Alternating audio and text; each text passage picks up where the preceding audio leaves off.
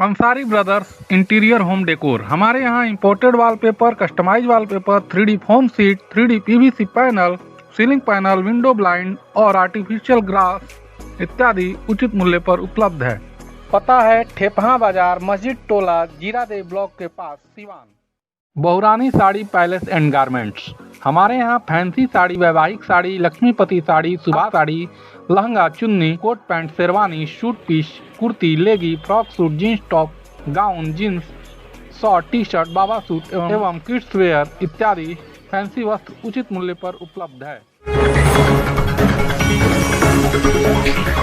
नमस्कार, मैं मनीष कुमार और आप देख रहे हैं हिंदुस्तान टीवी। और आज हमारे साथ उपस्थित हैं भागवताचार्य अमित कुमार तिवारी जी।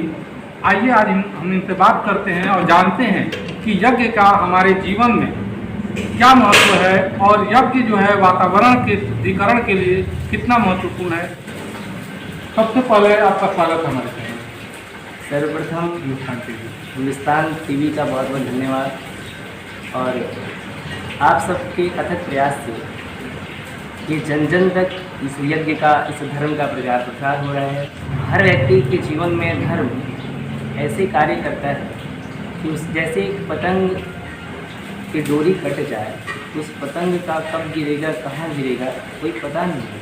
तो किसी भी व्यक्ति के जीवन में अगर धर्म ना हो तो उस व्यक्ति का जीवन की दशा ऐसे ही होगा। भागवत जी में कहा गया है कि धर्म ये सिखाता है आपको कि आपके जीवन में क्या करणीय है और क्या अकरणीय है, हमें क्या हम करना चाहिए और क्या नहीं करना चाहिए। जब हम अपने समाज में बच्चों को उचित शिक्षा देंगे, धर्म की शिक्षा देंगे, वही बच्चा जब बड़ा होकर किसी पद पर बैठेगा, किसी IAS अधिकारी के पद पर बैठेगा, तो उस समय वो ये निर्णय कर पाएगा कि उसे क्या करना चाहिए और क्या नहीं करना चाहिए। उस समय वो धर्म का सहारा लेकर समाज में हो रहे भ्रष्टाचार के खिलाफ खड़ा होगा। उस समय समाज में हो रहे घटनाओं के प्रति एक निर्णय ले पाएगा।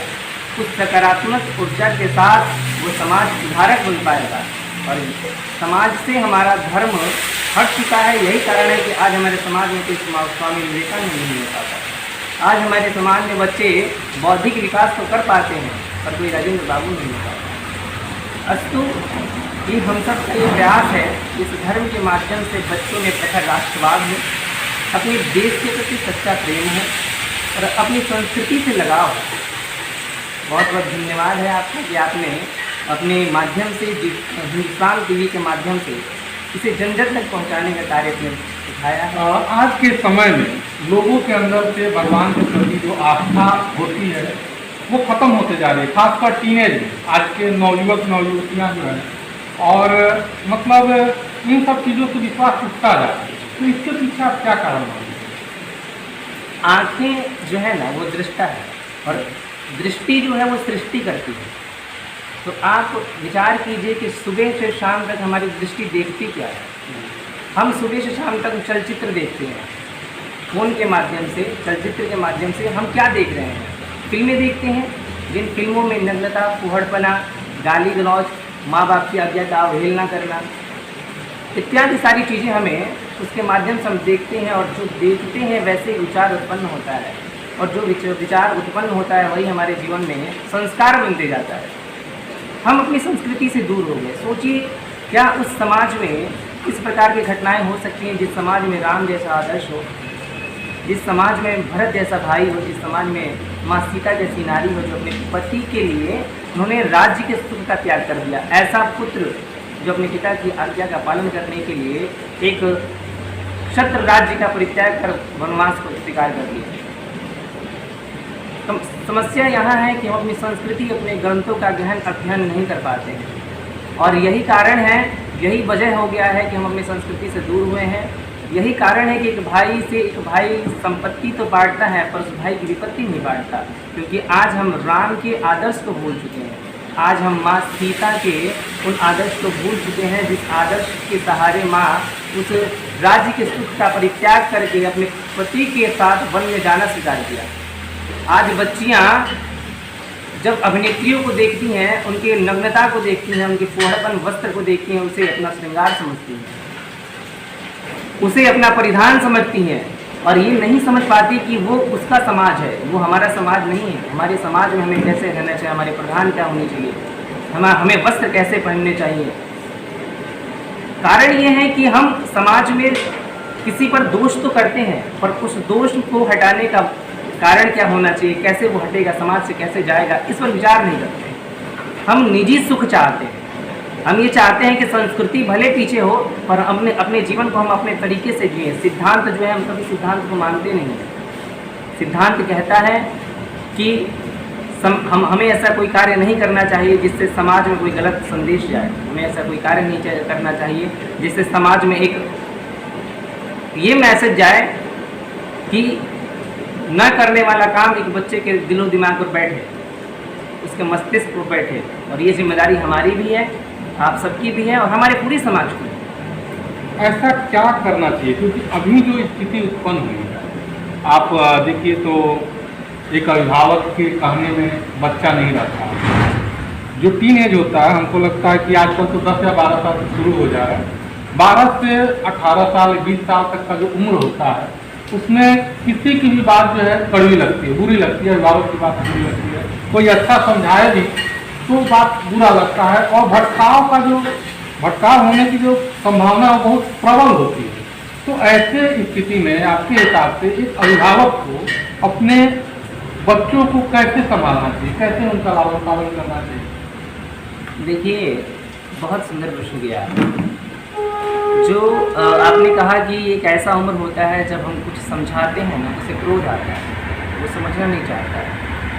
ये क्रोध का कारण है ना, हमारे संस्कृति में, हमारे सनातन धर्म में कहा गया है कि आहार से व्यवहार बनता है, आहार से विचार बनता है, और विचार से व्यवहार बनता है। आज प्रायः माता पिता अपने बच्चों को तामसिक भोजन का सेवन कराते हैं। तो सोचिए कि जिस विद्यार्थी, चूँकि बड़ा सात्विक जीवन है, हमारे संस्कृति में उसे ब्रह्मचर्य का पालन करने का आदेश दिया गया। गुरुकुल परंपरा में आज भी आप, हम वृंदावन में जाइए, आज भी किसी गुरुकुल में जाइए और देखिए उस बच्चे को गुरु जी के साथ तो वो सेवा सारी करनी पड़ती है जो आज सामान्य बच्चे नहीं कर पाते हैं। आज भी बालक 4 बजे उठता है, समय से गुरु जी ने जो उसको पाठ्यक्रम दिया है वो याद करके सुनाता है, गुरु जी की सेवा करता है। तो बालक तो आज के समाज का वो भी है, पर वो क्रोध से अलग है, क्योंकि वो सात्विक प्रवृत्ति है, उसके सात्विक भोजन करता है। अस्तु हमारे समाज में अगर चाहते हैं कि हमारा बच्चा सात्विक हो, तो हमें उसे अपने संस्कृति के साथ सर्वप्रथम जोड़ना चाहिए, और दूसरा उसके आहार में हमें सात्विक आहार प्रदान करना चाहिए। क्योंकि आहार से खून बनता है, खून से ओज बनता है, ओज से तेज बनता है, तेज से वीर्य बनता है, और वीर्य से ही फिर एक नए जीव की उत्पत्ति होती है। तो जैसे उसकी मूल जड़ होगी, वो सारे गुण उसमें डेवलप हो जाएंगे। अस्तु हम चाहते हैं कि हमारा बच्चा हमारी संस्कृति को माने, हमारा सम्मान करे, तो हमें उसे शुद्ध और सात्विक आहार उसके बाल्यकाल में उसे प्रदान करना चाहिए। तामसिक प्रवृत्ति ना हो, उदंड ना हो, क्रोध से दूर रहे। इसके लिए हमारे जीवन में, हमारे समाज में विद्यार्थी को तो प्रायः सात्विक आहार लेना चाहिए। अभी जैसे हम देखते हैं संस्कृत भाषा जो है, जी, यज्ञ की भाषा है, वेद की भाषा है, और सभी भाषाओं की जननी है। जी। लेकिन जो महत्व जो पहले था, वैदिक काल से था, वो आज की शिक्षा व्यवस्था में कहीं ना कहीं नगण्य है। जबकि विदेशों में संस्कृत भाषा को यूनिवर्सिटी में पढ़ाया जाता है। जितने भी कंप्यूटर की लैंग्वेजेस हैं, जितनी भी प्रोग्रामिंग होती है, सब संस्कृत में ही होती है। लेकिन जहाँ से संस्कृत की उत्पत्ति हुई, वहाँ पे संस्कृत की कोई इज्जत नहीं है, वह मात्र एक पूजा पाठ की भाषा बन के रह गई है। इससे आपका क्या है?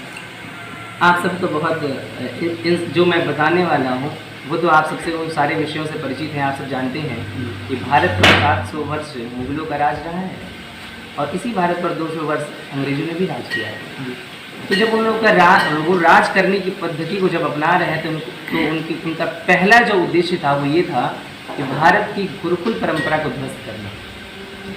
और जब शिक्षा पद्धति में उन्होंने जहर घोलना शुरू किया, तो उन्होंने सर्वप्रथम हमसे हमारी विद्या को छीन लिया। समाज में सर्वप्रथम हमारे भारत में गुरुकुल को नष्ट किया गया, और लॉर्ड मैकाले की शिक्षा पद्धति को भारत में प्रवेश कराया गया। आज हमारे बच्चे ये पढ़ते हैं कि हम बंदर की संतान हैं, जबकि हमारे संस्कृति में, सनातन धर्म में सभी वर्णों में उनका अपना गोत्र है। गोत्र का अर्थ क्या है?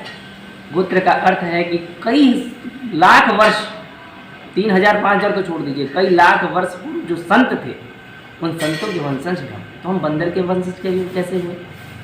अब देखिए, 4,32,000 वर्ष कलयुग की आयु, इसको दुगना कर दिया जाए वो आयु द्वापर की थी, इसका तिगुना कर दिया जाए वो आयु त्रेता की थी, तो 4,32,000 का चौगुना आयु सतयुग की थी। इन चारों को जब मिलाते हैं तो 43,20,000 वर्ष होता है। 43,20,000 वर्ष का एक चतुर्युगी होता है। 71 चतुर्युगी का एक मनवंतर होता है और 14 मनवंतर का एक कल्प होता है। तो सोचिए, 5,000 3,000 वर्ष पहले के चीज़ों को वैज्ञानिक पकड़कर और उसे पूरे विश्व का काल गणना निर्धारित कर देता है। और जिस संस्कृति के पास कितने समय का काल गणना है, वो संस्कृति को वो आज समाज में अप्रत्यक्ष रूप घोषित कर दिया जाता है, क्योंकि हमने और आपने अपने संस्कृति का अध्ययन नहीं किया। ऐसा नहीं है कि समाज में जो चीज़ें हम नहीं देखते हैं वो नहीं है। जिस समय हमने फ़ोन को नहीं देखा था उस समय हमारे लिए फ़ोन नहीं था, और फ़ोन आया ना, क्योंकि उसको खोजा गया। आज 3,000 वर्ष लोग जो वैज्ञानिक हैं वो 3,000 वर्ष की बातें बताते हैं, पर तो आज जब कुरुक्षेत्र में 5,000 वर्ष पहले का नरकंकाल मिला तो ये प्रमाणित हो गया कि महाभारत हुआ था। समस्या ये है कि भारत के वैज्ञानिक अपने वेदों पर विश्वास नहीं करते हैं, भारत के वैज्ञानिक अपने वेदों पर रिसर्च नहीं करते हैं, और ऋषि शब्द से तो रिसर्च बना है। तो हम भारत के उन सभी राजनैतिक पद पर बैठे हुए सभी नेताओं से प्रार्थना करते हैं कि आप सभी यदि चाहते हैं कि पुनः भारत विश्व गुरु बने, पुनः भारत उत्थान हो, पुनः भारत पूरे विश्व को दिशा निर्देशन देने का कार्य करे, तो आज पुनः पाठ्यक्रम में संस्कृत को कंपलसरी करना ज़रूरी है, अनिवार्य करना ज़रूरी है। आज आप जर्मनी चले जाइए, जापान चले जाइए, तो वहाँ श्रीमद् भागवत गीता अनिवार्य विषय है।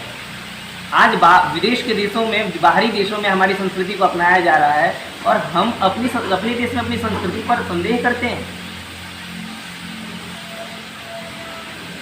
तो हमारी सबसे यही गुजारिश है कि सभी अपनी संस्कृति को समझें, और मैं ये नहीं कहता कि अंधविश्वास करें, आप रिसर्च कीजिए। रिसर्च इस बात का कीजिए कि अगर हम अपनी संस्कृति में तिलक लगाते हैं तो इस तिलक का क्या प्रभाव है, इस पर रिसर्च कीजिए। हमारी संस्कृति कहती है कि यहाँ आज्ञा चक्र होता है, और आज्ञा चक्र पर नित्य प्रति तिलक लगाने से स्मृति तेज होती है, इस पर रिसर्च कीजिए। अगर आपके रिसर्च में खरा उतरता है वैज्ञानिक दृष्टिकोण से, तो इसे अपनाइए और समाज में इसको अपनाने के लिए प्रेरित कीजिए। एक बच्चा, हमारे समाज में दो शब्द हैं, एक शिक्षा है और एक विद्या है। आप सोचिए, एक डीएम पद पर पहुंचा हुआ बालक आत्महत्या क्यों करता है? एक ऐसा पद जिसे पाने के लिए एक विद्यार्थी पूरे जीवन को दांव पर लगा देता है, और एक ऐसा बालक जो उस पद पर पहुंच गया उसने आत्महत्या कर लिया। ऐसा क्यों?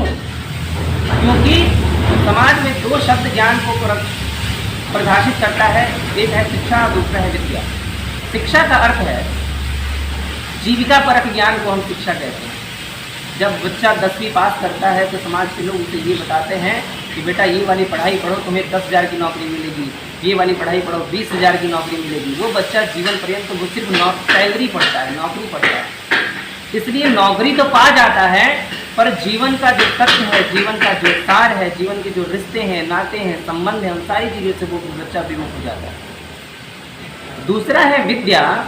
तो विद्या को संतों ने कहा है कि जीवन परक ज्ञान विद्या है। इस जीवन को परखना, जीवन में माता पिता के संबंधों की क्या ज़रूरत है, जीवन में हमारे समाज की क्या ज़रूरत है, जीवन में धर्म की क्या ज़रूरत है, जीवन में इस बात की क्या ज़रूरत है कि अगर हम अधर्म से धन को लेंगे तो वो अधर्म से धर्म लाया गया धन हमारे पूरे कुल खानदान का नाश कर देता है।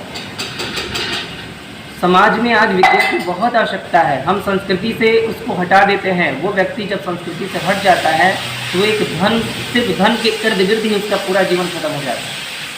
अस्तु, आप सभी के माध्यम से मैं ये प्रार्थना करना चाहूँगा कि आज के विद्यार्थियों में श्रीमद् भागवत गीता का पाठ्यक्रम हो, आज के विद्यालय में श्रीमद् भागवत गीता जी का पढ़ाना अनिवार्य हो, और साथ ही साथ उन सबको श्री राम जी के आदर्शों को पढ़ाया जाए, गोविंद की वाक्यों को पढ़ाया जाए। हमें थोड़ा सा वेद पुराण से अलग हट करके अपने देश की एक सबसे ज्वलंत मुद्दा जो है बेरोजगारी जी, और खासकर हमारे बिहार की पलायन के ऊपर हम बात करते हैं जी। हम लोगों से थोड़ा सा मुद्दा अलग है, लेकिन हम चाहेंगे कि आपके हिसाब से बिहार से पलायन को कैसे रोका जा सकता है? बेरोजगारी समस्या बेरोजगारी नहीं है, समस्या ये है कि जैसे मैं 10वीं पढ़ा और 10वीं पढ़ने के बाद मैं नहीं पढ़ पाया, चाहे मेरी परिस्थिति कुछ भी रहे। तो मैं जब जानता हूँ कि मेरी योग्यता 10वीं है, तो मुझे अपने योग्यता के अनुसार कार्य ढूंढना चाहिए, ये हमारी जिम्मेदारी है। ऐसा नहीं है कि अगर हम जन्म लिए हैं तो हम 2 वक्त की रोटी नहीं जुटा सकते हैं। पर समस्या तब होती है कि हम योग्य तो नहीं है, पर अयोग्यता 10वीं पढ़ने के बाद अगर हम चाहते हैं कि हमें ग्रेजुएशन का पद मिले और उस पद के भरोसे हम बैठे रहते हैं, कुछ नहीं करते, यहाँ से बेरोजगारी शुरू होती है। हम जिस योग्य हैं सर्वप्रथम अपनी योग्यता को पहचानें और जिस योग्य हैं उस योग्य के अनुसार हम स्वयं कार्य को प्रकट करें। हर जीव में इतनी शक्ति है कि वो स्वयं क्या पूरे विश्व का भरण पोषण कर सकता है, स्वयं सिर्फ स्वयं को पहचानने की शक्ति चाहिए। हम कार्य को करने में शर्मिंदगी महसूस करते हैं।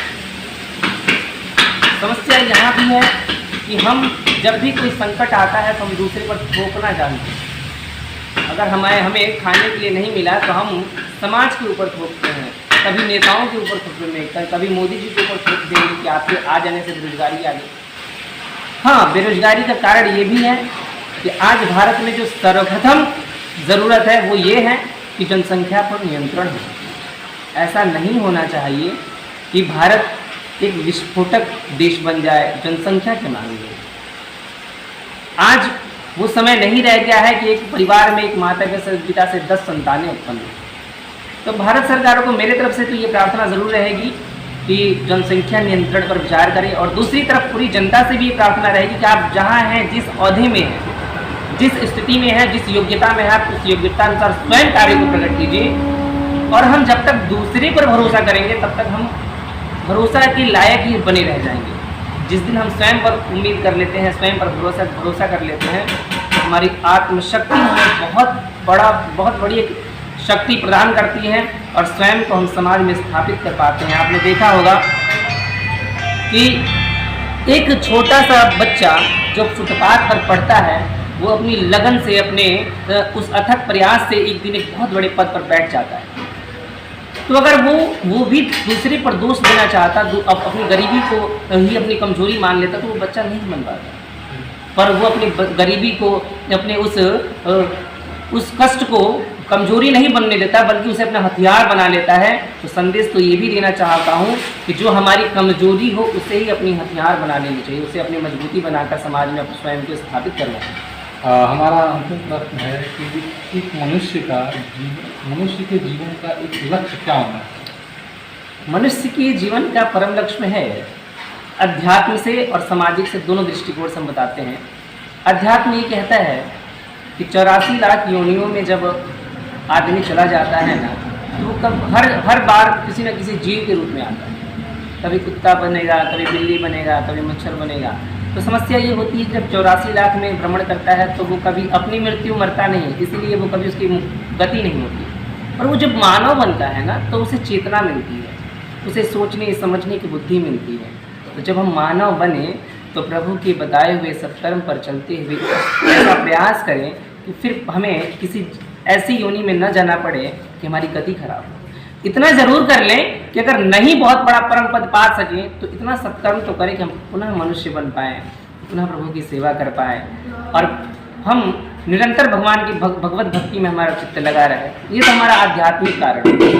सामाजिक कारण ये है कि अगर हमने समाज में मनुष्य बने हैं तो समाज में हमें इतना प्रेम बांट लेना चाहिए, समाज में ऐसे कार्य करने चाहिए, ऐसे सत्कर्म करने चाहिए कि जिस दिन हम इस मिट्टी के शरीर को छोड़कर चले जाएं उस दिन से हमारा कर्म हमें अमर करे, उस दिन से हमारे समाज में किया हुआ सत्कर्म हमें अमर रखे। क्योंकि रहना तो नहीं है किसी को, हमें एक ना एक दिन तो यहाँ से चली जाना है, जहाँ से आए वहाँ जाना है। पर रहते हुए ऐसे सत्कर्म कर लें कि हमारे जाने के बाद युग युगांतर तक हमारे कर्म हमें अमर रखें और समाज में बड़े श्रद्धा के साथ हमारे नाम को लिया जाए। और प्रायः ये विचार करना चाहिए कि ईश्वर ने जो क्षमता दिया है उस क्षमता के अनुसार समाज में अगर कोई ऐसा व्यक्ति है जो असहाय है, जो करीब है या किसी भी कारण से लाचार है, तो जब भी उसको हमारी ज़रूरत पड़े हम उसके लिए खड़े रहें, क्योंकि भगवान को भी दीन बंधु कहा गया है, उन्हें अमीर बंधु नहीं कहा गया। तो जब ईश्वर ने स्वयं को दीन बंधु कहलाया है, तो हम क्यों अमीरों को ही अपना बंधु बनाने के लिए पड़े रहते हैं? हमें भी दीन बंधु बनना चाहिए, सिर्फ वाणी से नहीं, हृदय से और आत्मा की उस पवित्रता से जहाँ ईश्वर का निवास है। इसी के साथ पुनः आप सबका धन्यवाद है।